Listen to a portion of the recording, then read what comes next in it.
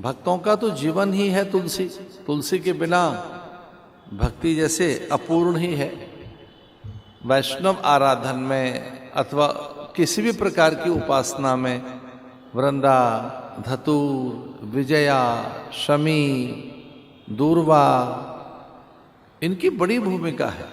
दूर्वा गणपति के आराधन में, वृंदा वैष्णव आराधन में, बिल्वपत्र शिवार्चन के लिए, अन्य पुष्प भी देवार्चन के लिए। तो पुष्प, पात, पल्लव, वनस्पतियां वे सजीव भी हैं, उनमें जीवन भी है और वे औषधियां भी हैं और वो अभिव्यक्त भी होती हैं। उनमें अभिव्यक्ति है, दिखाई नहीं देती। हम चूंकि इतने जड़ हैं, हम तो दूसरों का मन नहीं पढ़ पाते, अपने ही सुख, सम्मान, सौंदर्य, स्वास्थ्य और अपने लोभ सिद्धि के लिए इतने जड़ हो चुके हैं हम सभी मनुष्य प्राय, कि हमें दिखेगा पत्थर में जीवन, जबकि वहां है। विज्ञान कहता है इलेक्ट्रॉन, प्रोटॉन। हमारे तो ऋषियों ने कहा कि वहां चैतन्यता है। अडोरियान महतो महियान, each and every small dust particle has their own life, has their own dreams, hopes. एक छोटा सा नन्हा धूल का कण अपने पास में उनके पास होती है, खुद की लाइफ है, सपने हैं, जीवन है भाई, वहां संवेदनाएं हैं। एक नन्हे से कण के अंदर, और उसमें भी करोड़ों उसके हिस्से में, परमाणु में। ये परमाणु विज्ञान, अणु विज्ञान। तो धरती में जल, अग्नि, वायु में जीवन है, प्राण सत्ता है। उससे कहीं अधिक मुखर है वनस्पतियां, वहां भी जीवन और प्राण सत्ता है, वहां भी संवेदनाएं हैं। रोना, जीना, हंसना, खाना, पीना, मरना, फिर से जन्म लेना, उनमें भी आहार है। धरती से वो आहार ले रहे हैं, पोषण ले रहे हैं, उग रहे हैं, मर रहे हैं, फिर से जन्म ले रहे हैं। परिंदे अथवा पशु, वो तो रो ही पड़ते हैं। श्वान आपके दुख को देखकर किस तरह से अश्रु बहाता है। आपका पालतू कुत्ता श्वान, आपकी गौ माता आपका दुख देख नहीं सकती।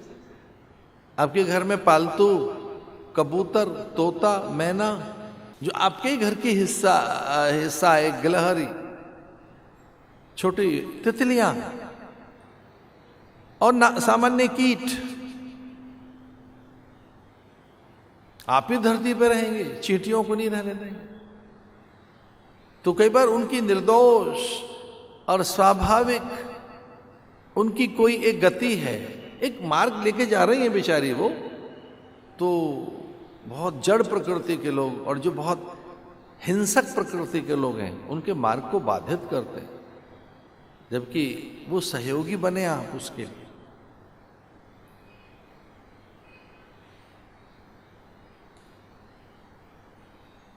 तो जड़ पत्थर, वनस्पतियां और उनसे कहीं अधिक मुखर और जीवंत, जागृत, चैतन्य है पशु अथवा पंछी भी, जिनके पास एक सीधा मन है और वो मन उन दोनों सत्ताओं से एकीकृत है, देव सत्ता और पितृ सत्ता से। यद्यपि हम उनसे भी अधिक बलवान हैं, हमारे मन में तो ईश्वर तक को जानने की स्वाभाविक सामर्थ्य है, लेकिन उतनी ही सामर्थ्य पशुओं के पास भी है, पंछियों के पास है। नंदी के कान में कहीं कोई बात शिव तक पहुंचती है, रुद्र लोक तक पहुंचती है।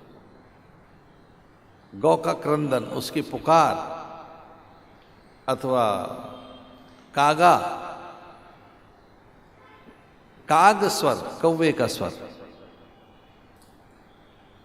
इनके स्वर में सार्थकता है, उपयोगिता है, व्यर्थ इनके स्वर नहीं है।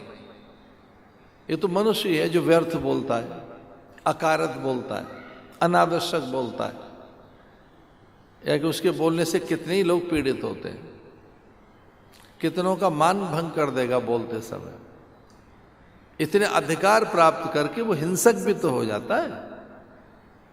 और कितना अतिक्रमण किया उसने पर्वतों का, नदियों का, झील जलाशयों का, वनों का। तो कुछ ऐसे कुछ शब्द बोल रहा हूं, जमीन माने जमीन, जंगल, जीव जंतु, जानवर, जनजातियां और अनेक अन्य और जैव संपदा में समाहित अन्य अदृश्य जीव घर छीन लिए उनके। अधिक भूख नहीं, पाने की भूख मनुष्य की, पर जीवन वहां भी है, बड़ा जीवन। अश्वत्थ वृक्ष के पास अपनी विभूतियों का वर्णन करते हुए भगवान कहते हैं, मैं अश्वत्थ में हूं, मैं जाह्नवी हूं, सिद्धानाम कपिलो मुनि, यज्ञानाम जप यज्ञोस्मि, अहम गंगा, अहम जल अन्न प्राण। और वो ये भी लिखते हैं कि मैं मन भी हूं,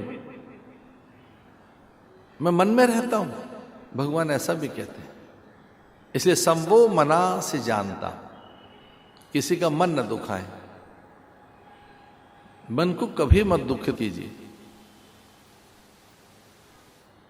आपकी कभी अज्ञानता आपको न दिखे तो उसका परिचय इस रूप में प्राप्त किया जा सकता है कि हम किसी से बोलना छोड़ दें, स्नेह करना छोड़ दें। तो ये जो एक राग द्वेष हमारे भीतर रहता है, जो मन में ही रहता है, उसको उतना कलुषित करके मत रखो। तुलसी बाबा लिखते हैं, मिलत एक दारुण दुख दे, बिछुरत एक प्राण हर लेहि। एक प्रकार के लोग हैं जिनको देखते ही कष्ट होता है, मिलत एक दारुण दुख दे। दूसरे हैं जिनके न रहने पर लगता है जीवन ही चला गया। वो व्यवहार अपने मन से करते हैं। वैसा ही मन पत्थरों में है, वैसा ही मन कृमि, कीट, मीन, मतंग, भृंग में है, कुरंग, कपिकागा में है, वैसा ही मन पशुओं में। अभी चौथा है आदमी। हमने कहा प्रस्तर का मन, फिर हमने कहा वनस्पतियों का मन, फिर तीसरा और उन्नत कोटि का मन बताया हमने, पशुओं का। इनसे और उन्नत मन है मनुष्य का, मानव मन। इससे भी ऊपर मन है देवताओं का, जिसमें सहज उदारता है। ऊंचा उच्च कोटि का मन कौन? मनुष्य कौन? जिसके पास बड़ा मन है, कम ले ज्यादा दे। तो देवता करते क्या है? 4 चीनी के दाने और थोड़ा सा अगरबत्ती का धुआं, चुल्लू भर पानी, यही तो चढ़ा रहे हैं। और चढ़ा क्या रहे हम? इतना सा नन्ना सा मिष्ठान। कई जगह तो मोदक का साइज इतना है कि उसे पता एकदम मोदक है क्या है, चश्मा लगा के पता लगा, अच्छा मोदक है ये, हाँ गणेश जी को चढ़ाना है, चाहिए ही नहीं उन्हें। कहीं मोदक का बड़ा भी साइज है। बात मोदक के आकार की नहीं है, भावना की है कि कम लेके जो ज्यादा दे। कितना बड़ा मन है देवताओं का। क्या आपके चुल्लू भर जल से ही पत्रम पुष्पम फलम तोम्या भक्त्या प्रेक्षति, कि पत्र पुष्प फल फूल जल प्रदक्षिणा प्रणाम, इससे ही जो सब कुछ प्रदान कर दे, वो कितना बड़ा मन है। एक हम मनुष्यों का मन है। कहीं ऐसा ना हो कि हम और नीचे जाते जाएं। साधना इसलिए, आध्यात्मिक प्रयोग इसीलिए है कि आपका मन उन्नत हो, उसमें दैवत्व आए, चेतना का आरोहण हो, चेतना विकसित हो, चेतना में निरंतर उन्नयन रहे, चेतना एलिवेटेड रहनी चाहिए और उठी हुई। जैसे नाभि से नीचे की चीजें पतन की हैं, नाभि से ऊपर की चीजें उत्थान की हैं। प्राय जिनमें रजोगुण और तमोगुण की अधिकता रहती है उनमें उनका मणिपूरक चक्र चैतन्य नहीं रहता। योग के द्वारा, विचार के द्वारा, ध्यान प्रार्थना के द्वारा, वैराग्य के द्वारा अथवा भाव सिद्धि के द्वारा अब मणिपुर, ये जो नाभि से ऊपर आप उठे, और जैसे अनाहत चक्र या विशुद्ध चक्र तक आप पहुंचते हैं तो आप भावुक होने लगते हैं, आप में करुणा पैदा होने लगती है, जीव के प्रति अपनत्व प्रेम पैदा होने लगता है, जो ईश्वरीय गुण है, जो दैवीय गुण है। एक जगह दैवी संपदा आई है, दैवी संपद, दैवी संपदा, देवी का देवी की नहीं, दैवत्व, जो दैव संपदा है। हमारे वेदांत में भी उसको षट संपत्ति कहा गया। शम दम, ये विवेक वैराग्य मुमुक्षा, श्रद्धा उपरति, समाधान आदि। विचार सुनते सुनते उपरति पैदा होगी आप में। उपरति कहते हैं सस्ती बात है, ये नहीं, हमको ये नहीं चलेंगे। जैसे बचपन के खिलौने आपके सामने रख दिए जाएं तो न तो आपको रस है, न रुचि है, न वो मूल्यवान है। अब उन पे आपका झगड़ा भी नहीं। बचपन में तो आप रो पड़ते थे, आप तो झगड़ पड़ते कि मेरे खिलौने छीन लिए। तो बचपन में जो खिलौने कितने अच्छे लग रहे थे आपको, और आप उनको संभाल कर भी रख रहे थे, और वो आपकी ही संपदा थी। ज्ञान से उपरति होगी, खिलौने देख भी नहीं रहे आप, जिनके रूठ जाते जिस गुड़िया के लिए। तो जो कन्याएं गुड़िया को लेकर रूठ जाती, गुड्डा और गुड़िया के खेल में वो न जाने क्या करती, अब उन्हें उनमें रुचि नहीं है, क्योंकि वो अब उन्हें मूल्यवान नहीं लगते ना। उपरति का अर्थ है ज्ञान से उन चीजों को जो सार्थक नहीं है आप हटा दें। उपरति,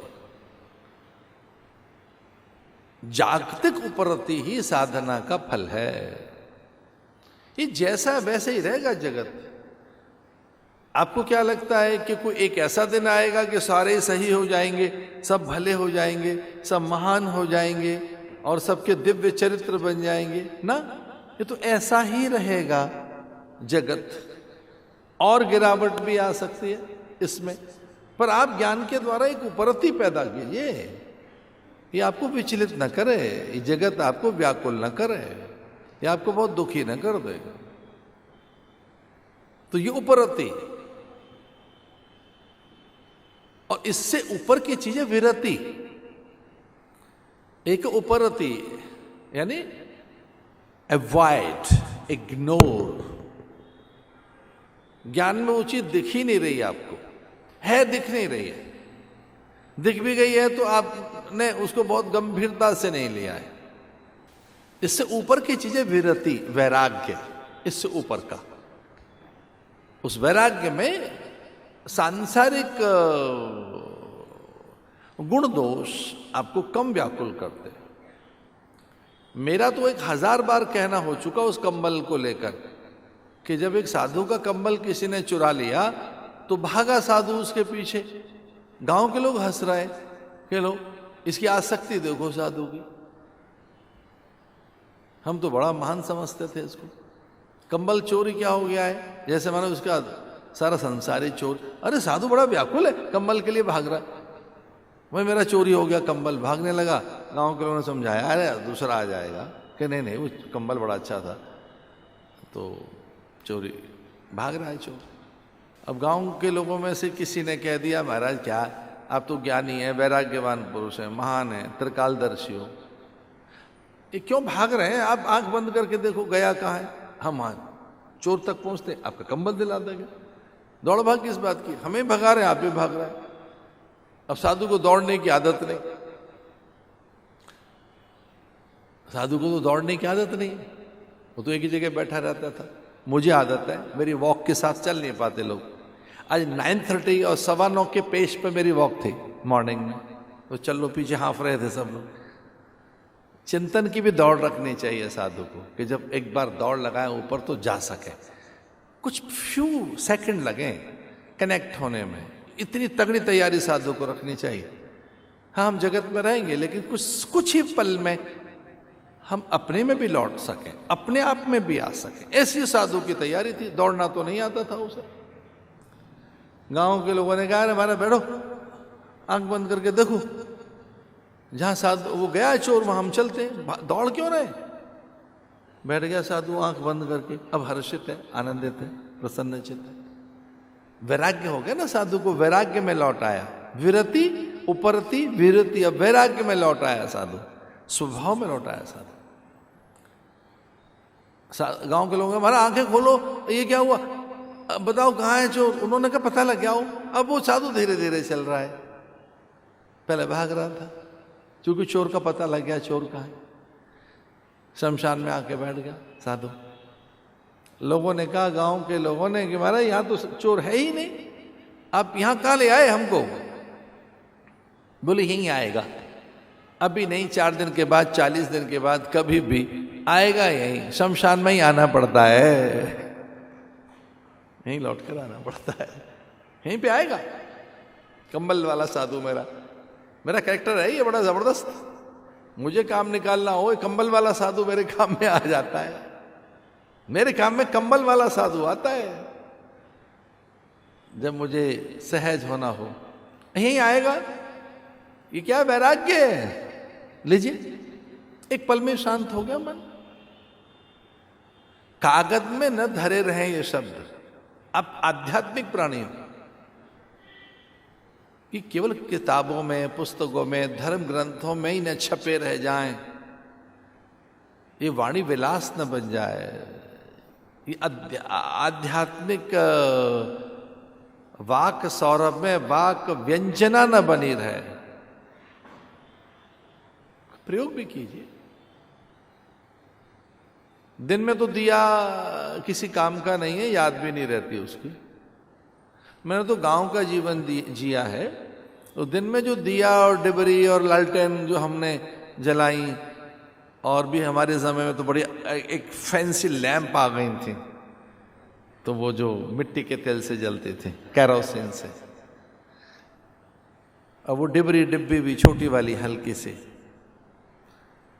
और वो भी कोटे से मिलता था, कैरोसिन भी, मिट्टी का तेल भी, बड़ी महंगी चीज थी। लाइन में लग के उसे लो।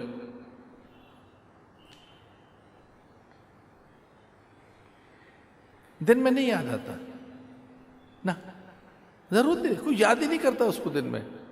वो तो जैसी सांझ गहराएगी फिर वो लालटेन याद आएगी, प्रकाश तब याद आएगा, तभी वो काम आएगा। तो बहुत नीचे का जो मन है, जिसे हमने समझ रखा है, वहां भी मन है, प्रखरता है, मौन है, वो अभिव्यक्ति मुखर नहीं है। मौन पत्थर में भी थोड़ी सी जागृत होती है, वनस्पतियों में और अधिक पशुओं में, पर सर्वाधिक जहां चैतन्य है वो मनुष्य है। मन वो उच्च कोटि का बनना चाहिए। वही संपदा है आपकी, षट संपदा। वेदांत में आए जो षट संपत्ति है, ये इसको ही संभाल के रखो। और ये षट संपत्ति शम दम विवेक वैराग्य मुमुक्षा श्रद्धा समाधान उपरति, ये अभ्यास से आती है। इसका अभ्यास करना चाहिए, यत्न पूर्वक नित्य अभ्यास होना चाहिए, विवेक के साथ, वैराग्य के साथ, बड़े विचार के साथ अभ्यास निरंतर रहना चाहिए। तब कहीं आपका अच्छा मन बनेगा, उदार मन बनेगा, बड़ा मन बनेगा फिर। और आपके पास बड़ा मन नहीं है तो ये प्रगति नहीं हुई आपके। और इसी को मुक्त होना है, यही बंधन डालता है। आशा पाश शतेर बद्धा। तो जो सुखाभिलाषाएं हैं, सुख की कामनाएं हैं, वो एक नहीं है, 100 हैं। उसे आपको ठीक करना होगा। गांव के लोगों ने कहा कि हमारा यहां चोर तो नहीं दिखाई देता, बोले यहीं आएगा, ये वैराग्य है। शांत हो गया मन, तो कुछ ही देर में आपके मन के दुख आपसे दूर हो सकें, कुछ ही पल में आप आंखें खोल सकें अपनी और शांत हो सकें, ये आध्यात्मिक अभ्यास से संभव है।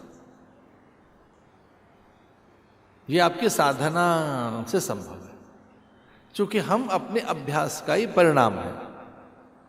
अब इतना अभ्यास है हमारा देह का, बहुत अभ्यास कर लिया हमने देह का, कुल, जाति, वंश, परंपरा, आयु और विचार कर करके संप्रदाय का, ये मेरा संप्रदाय, ये मेरा मत सिद्धांत, ये जाति, कुल, गोत्र और मैं ऐसा। हमने इतना बाहर अभ्यास किया हुआ है कि ये मेरी जाति है, कुल है, गोत्र है, वंश है, परंपरा है, फिर ये मेरा संप्रदाय, गांव, गली, मोहल्ला है और मैं ये हूँ। अपना अभ्यास कर लिया,